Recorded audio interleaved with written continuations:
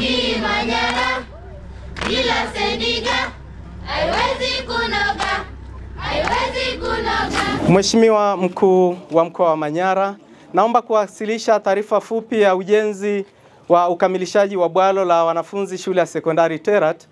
Tulipokea fedha kutoka serikali kuu tarehe 15 ya mwezi wa 11 mwaka 2024 na tulifanya maandalizi ya ujenzi. Tukaanza ujenzi rasmi tarehe 5 ya mwezi wa 12 mwaka 2024 na tukakamilisha ujenzi huo tarehe 20 ya mwezi wa 2 mwaka wa 2025. Mheshimiwa Mkuu wa Mkoa, tulipokea shilingi milioni 80 na zote zilikuja kwa wakati mmoja. Katika mradi huu tumetumia milioni 74,200,055 na tumesalia na shilingi milioni 5,700,045 ambazo Mheshimiwa Mkuu wa Mkoa tutamuomba Mheshimiwa mkurugenzi ili tuweze kutumia kuendeleza kidogo nyumba yetu ya walimu pale ambayo tayari imeshafika 60% ili walau walimu walioko nje waweze kuingia ndani. 1, 2, 3. Terrat oye! Mama Samia oye! Nimekuja tena kwa mara nyingine hapa kwenu leo ikiwa ni siku ya furaha ambayo sasa tumekamilisha ujenzi wa bwalo letu hili. Taarifa fupi ya mwalimu tumesikia hapa ambayo kwa kweli mimi imenifurahisha na naomba nichukue nafasi hii kuwapongeza sana. Naomba kipekee nimpongeze sana Mheshimiwa diwani wetu. Kazi yake ni njema na ni nzuri sana anayofanya katika kata hii. Amekuwa ni mmoja kati ya madiwani wakorofi kweli kweli kwa serikali huyu. Akikukalia kwenye koo jambo lake litakwenda tu.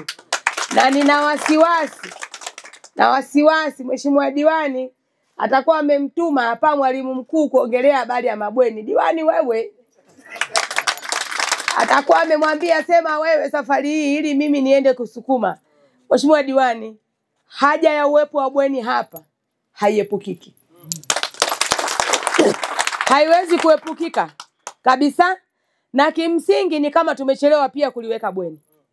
Kwa hiyo naomba niwahakikishie kwamba mipango ya serikali hapa tutaweka bweni, lakini kuipandisha hadhi shule sasa wataalamu wataendelea kupitia vigezo tuone tutakavyoweza kukamilisha. Kwa hiyo hilo naomba niwahakikishie kwamba kwa niaba ya serikali nimelipokea Mheshimiwa diwani na wazazi wenzangu huku tumelipokea kwa mikono miwili kama serikali na tunakwenda kulifanyia kazi kama ambavyo tumekuwa tukifanya kazi katika maeneo mengine. Lakini pia nimepewa ombi lingine hapa kuhusiana na habari ya kiwango cha fedha kilichobaki. Kwa kweli ndugu wananchi, ninaomba mjipigie makofi kwa kazi kubwa mliofanya. Bwalo limejengwa vizuri na fedha letu hapa imebaki. Ni nadra kwenda kwenye miradi wanaosimamia miradi wakwambia kwamba kuna change imebaki. Nyie huyu mwalimu kweli mimi sikompa hata hela kidogo hapa ya soda, si nitakuwa nakosea. Mwalimu wetu kasimamia ujenzi, bwalo zuri kabisa la kisasa na change imebaki. Bosi umefanya vizuri sana. Na kwa maana hiyo ile change uliyoitaka tumekuachia. Peleka kwenye nyumba ya walimu na nyumba ya walimu imalizike na tutachangia tena vitu vingine. Na mimi kwenye fedha zangu za Potiko Vote safari naomba niwachangie mifuko 30 ya cement ambayo tutaingiza kwa kwenye ujenzi huo, na tukishakaa na wataalamu watatuambia sasa tunaanzaje ujenzi wa bweni. Uwepo wa bwalo hili Terrat yote hii inawezekana ndio ikawa ukumbi mkubwa zaidi kuwahi kujengwa katika eneo hili. Kwa najua pia tuna uwezo wa kutumia katika shughuli zingine ambazo sio hatarishi, ambazo zitakuwa zinasaidia pia hata kuongeza na kutunisha mfuko wa shule kwa ajili ya shughuli mbalimbali.